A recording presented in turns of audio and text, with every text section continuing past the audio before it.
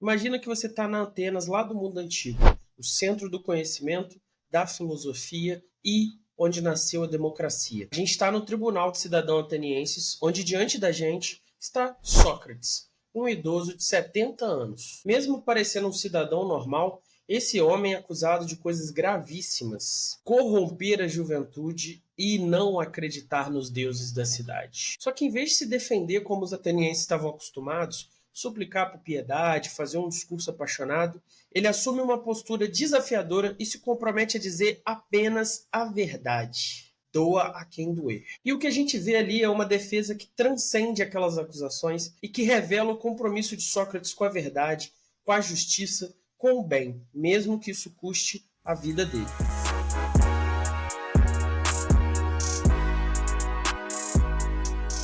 A Apologia de Sócrates é um texto de Platão que retrata o julgamento de Sócrates. A apologia significa defesa. Em vez de uma defesa tradicional, uma defesa sofisticada, ele faz o quê? Ele usa aquele momento para mostrar a filosofia e a relevância da atitude crítica. A primeira acusação de que ele corrompe a juventude é sobre o fato de que ele instiga negativamente os jovens, levando eles a questionar a autoridade e as tradições da sociedade. O que seriam, segundo os acusadores, ideias extremamente perigosas, pois levam os jovens a desacreditar os valores fundamentais da sociedade. Para argumentar contra isso, ele lança uma analogia com um criador de cavalos. Ele pergunta a Meleto, um dos acusadores, se existe alguém que sabe criar bem um cavalo. O Meleto diz que sim, mas são poucos, que é muito difícil treinar um cavalo e só alguns especialistas têm essa capacidade. Enquanto a maioria das pessoas, por inexperiência e sem saber o que estão fazendo,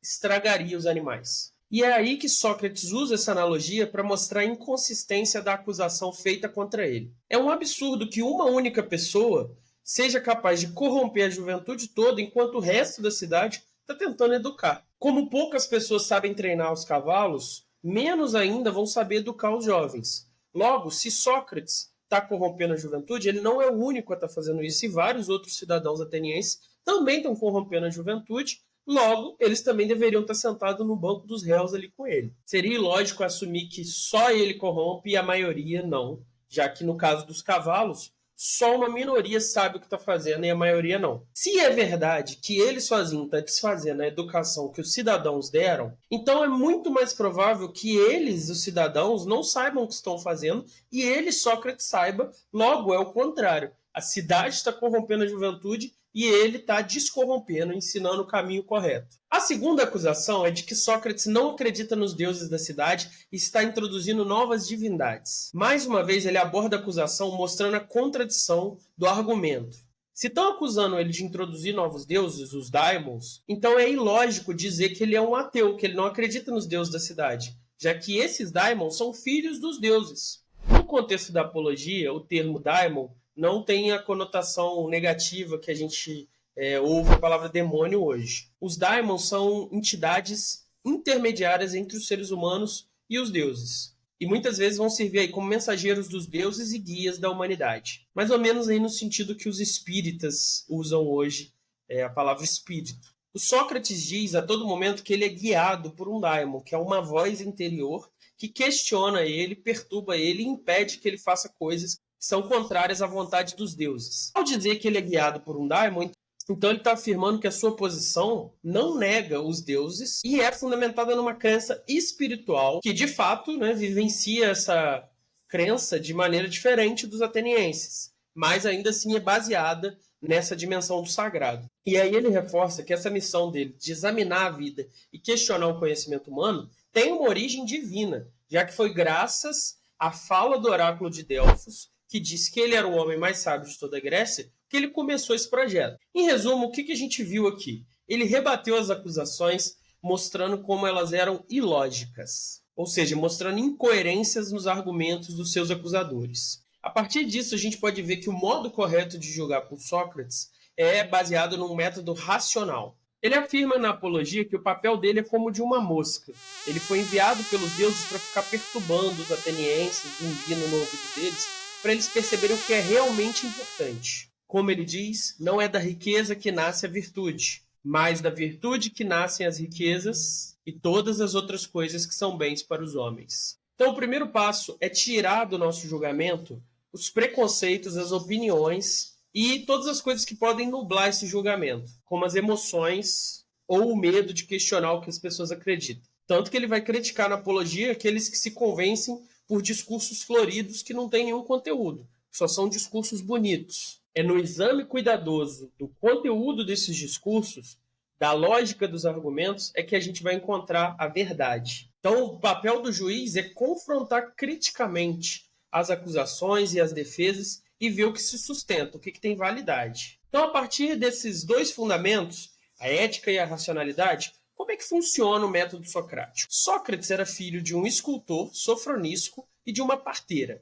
Fenarete. A origem familiar do Sócrates é muitas vezes utilizada para explicar simbolicamente o método socrático. Assim como o escultor lapida a pedra bruta até revelar a verdade que está ali por debaixo, que é a estátua, Sócrates usa o questionamento para lapidar o pensamento do seu interlocutor, buscando trazer à tona a verdade. Por outro lado, o conhecimento já está dentro das pessoas, então ele não está ensinando elas, mas fazendo um parto de ideias. É daí que vem a palavra maêutica, que significa parto. Como a sua mãe era uma parteira, só que ele faz o parto de ideias. Ao longo da sua vida, Sócrates saiu de Atenas apenas 3 vezes. E todas as 3 foi para lutar em defesa da sua pátria na Guerra do Peloponeso. Diferente dos seus concidadãos, ele nunca assumiu um cargo de importância na cidade ou buscou honrarias, riquezas e títulos. Na verdade, ele só participou dos tribunais 3 vezes. Nas 2 primeiras vezes, ele não concordou com o resultado das discussões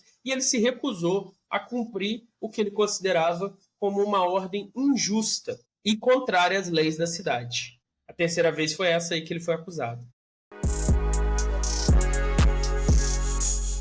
Se você está participando do Não Precisa Zerar e está estudando para a prova de filosofia do PISM 3, a questão do simulado está aí, é uma questão de 2016, se eu não me engano. Faz ela aí, coloque sua resposta nos comentários que a gente vai corrigir nas lives. Além disso, um salve para os nossos apoiadores. Sem eles, o Não Precisa Copiar jamais ia conseguir continuar crescendo e se aperfeiçoando.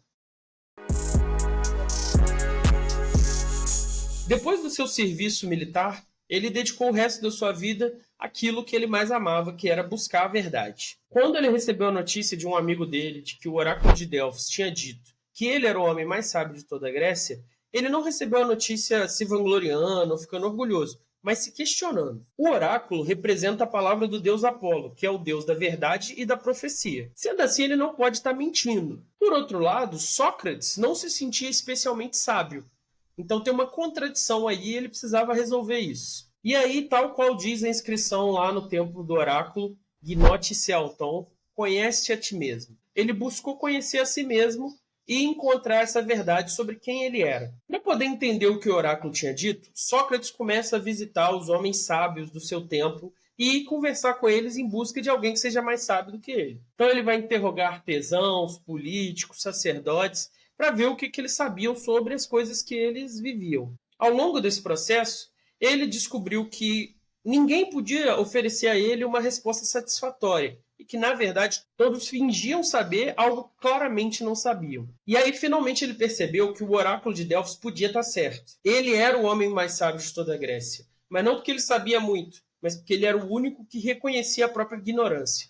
Enquanto os outros acreditavam saber e se fechavam para o conhecimento, ele estava aberto ao conhecimento, porque ele sabia que o que ele sabia era muito pouco ou insignificante diante do todo do conhecimento. Então a filosofia socrática se baseia nessas 2 ideias: conhece-te a ti mesmo e só sei que nada sei. Sócrates não se interessou pela origem do cosmos como os filósofos anteriores, e nem pela retórica como faziam os sofistas, mas pela dimensão humana da vida. Ele buscava definições objetivas das virtudes que eram discutidas na cidade e buscava nessas definições uma verdade que fundamentasse a dimensão ética sua e dos seus concidadãos. Só que Sócrates tinha uma visão crítica do conhecimento. Ele reconhecia que a cada descoberta se abria um mar de novas ignorâncias. Dessa maneira, ele resumiu a filosofia a uma busca incessante pela verdade, uma atitude crítica e de questionamento. Porque quando ele discutia com seus interlocutores, ele não queria saber a opinião deles sobre os assuntos que eles estavam discutindo.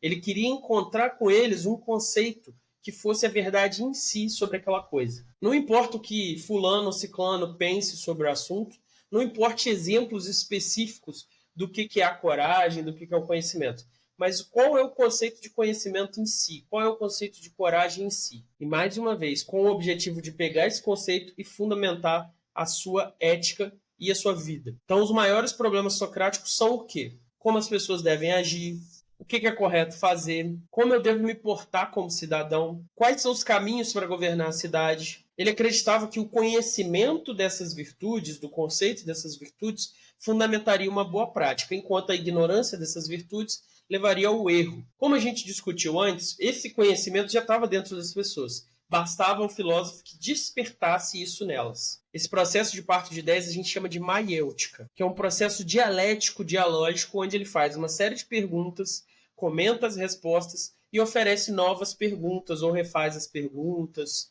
de modo a tentar aproximar o seu interlocutor da verdade. O processo todo tem como protagonista não o professor Sócrates, mas o aluno. É ele que precisa reconhecer as contradições do seu pensamento e as ilusões na qual ele está enredado. E assim, a pessoa alcança graus diferentes de conhecimento. Então ele começa esse processo com a ironia. Ele se posiciona como um aprendiz, como alguém que não sabe o que está falando, mas ele sabe, tá? Segredo aqui para vocês.